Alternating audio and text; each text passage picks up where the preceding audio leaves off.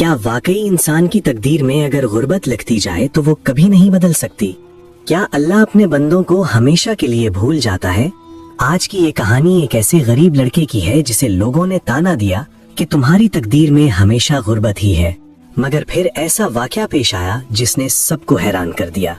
तो दोस्तों, वीडियो को आखिर तक जरूर देखना, क्योंकि इस कहानी में एक ऐसा राज छुपा है जो आपकी जिंदगी भी बदल सकता है।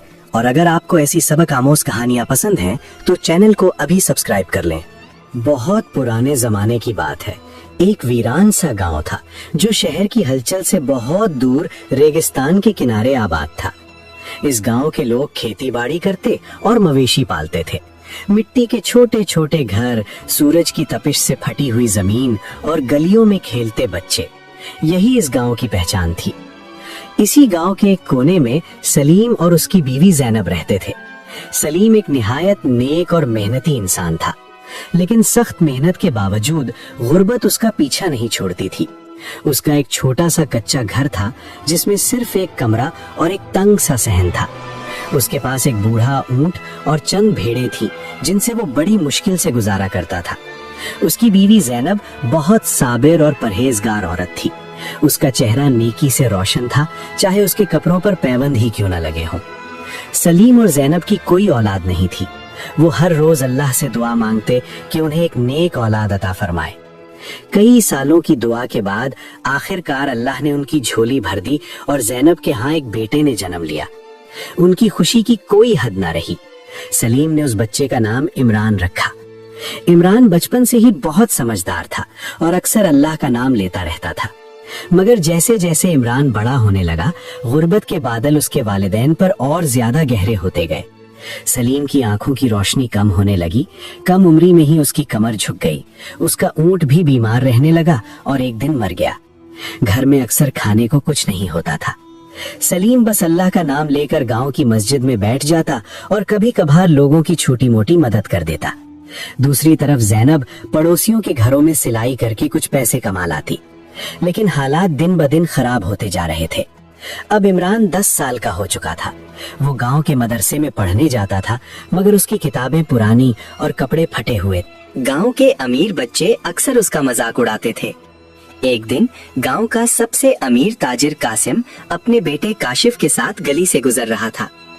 काशिफ ने इमरान को उसके फटे कपड़ों में देखा तो जोर से हंस पड़ा और बोला, अबू जरा देखें तो इमरान को, इसके कपड़े तो भिखारियों जैसे हैं। क्या यही हमारे मदरसे में पढ़ता है? कासिम ने नफरत से इमरान की तरफ देखा और मुंह बनाकर बोला, इसे छोड़ो काशिफ, ये सलीम का बेटा है। इसकी तकदीर में तो गुर्बत ही लिखी है। ऐसी मेहनत का क्या फायदा जिसे अल्लाह ने ही मोहताज बना दिया हो। ये सुनकर इमरान के दिल पर ऐसा लगा जैसे किसी ने तीर मार दिया हो। वो भागता हुआ घर पहुंचा और अपनी माँ ज़ैनब से लिपटकर रोने लगा। अम्मी, लोग कहते हैं हमारी तकदीर में गुर्बत लिखी है। क्या वाकई अल्लाह हमें भूल गया है? क्या हम हमेशा ऐसे ही मोहताज रहेंगे? ज़ैनब ने प्यार से इमरान के सर पर हाथ रखा। उसकी आंखों में आंसू नहीं थे, बल्कि एक अजीब सी रोशनी थी। उसने इमरान के आंसू पोंछे और कहा, बेटा इमरान, लोगों की बातों पर ध्यान मत दो। अल्लाह किसी को भूखा नहीं सुलाता। उसकी रहमत से कभी मायूस नहीं होना चाहिए।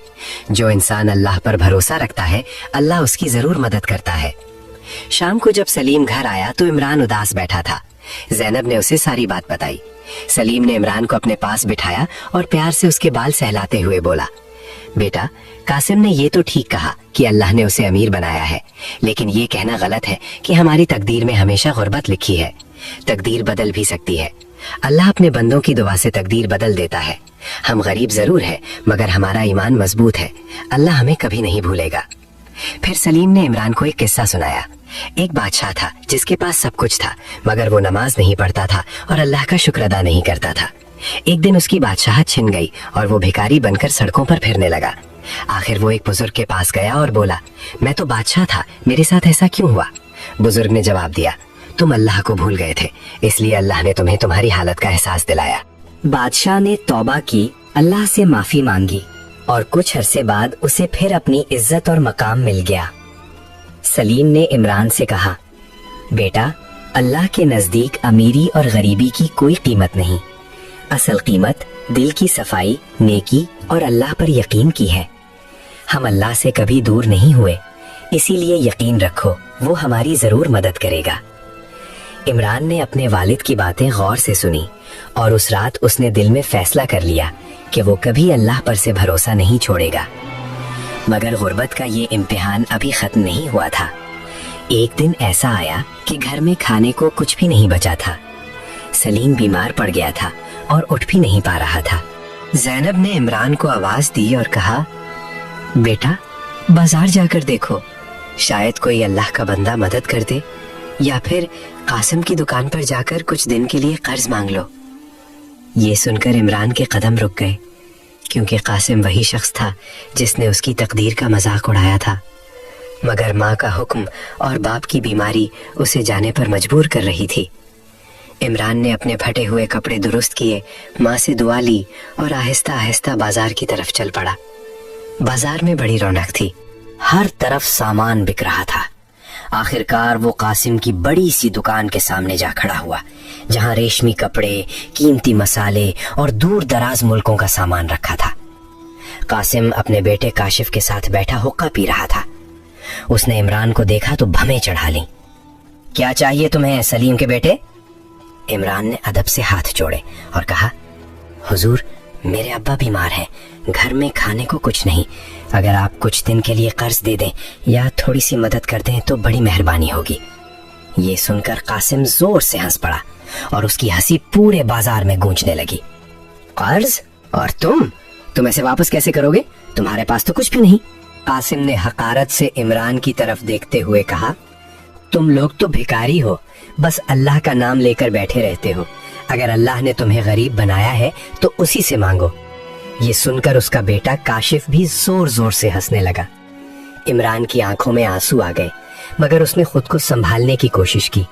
उसने दिल में सोचा, अगर अल्लाह ने मुझे इस इम्तिहान से गुजारा है तो मुझे सब्र करना चाहिए। वो खामोशी से वहां से वापस लौट आया। घर पहुंचकर उसने अपनी माँ ज़ैनब को सारी बात बताई। ज़ैनब ने उसे अपने सीने से लगा लिया और नरमी से बोली, कोई बात नहीं बेटा, इंसानों की नजर में हम भिखारी होंगे, मगर अल्लाह की नजर में हम उसके बंदे हैं। आओ, मैं दाल में थोड़ा सा और पानी मिला देती हूँ, हम वही पी लेंगे। अल्लाह का शुक्र है, उसने हमें सब्र की नेमत दी है। इस रात इमरान भूखा ही सो गया, मगर उसके दिल में एक नया जज्बा पैदा हो चुका था। वो इस गुर्बत से निकलना चाहता था, मगर नेकी के रास्ते पर चलते हुए, ना कि किसी गलत रास्ते से। रात के वक्त जब पूरा गांव सो चुका था तो सलीम ने अपनी बीवी ज़ैनब से कहा, सुनो ज़ैनब, आज इमरान को कासिम ने बहुत तकलीफ दी है, मगर मुझे यकीन है ये लड़का एक दिन कासिम से भी बड़ा आदमी बनेगा। तुम देखना, अल्लाह की मेहरबानी जरूर होगी। ज़ैनब ने एतमाद से कहा, हाँ मुझे भी यकीन है। मैं रोज दुआ करती हूँ कि अल्लाह इमरान को ऐसा मकाम दे कि जो आज उसे भिखारी कहते हैं, कल इसी के सामने हाथ फैलाएं। सलीम और ज़ैनब की ये दुआएं आसमान तक पहुंच रही थीं। उन्हें यकीन था कि अल्लाह की रहमत से कोई चीज दूर नहीं होती, बस वक्त का इंतजार करना पड़ता है।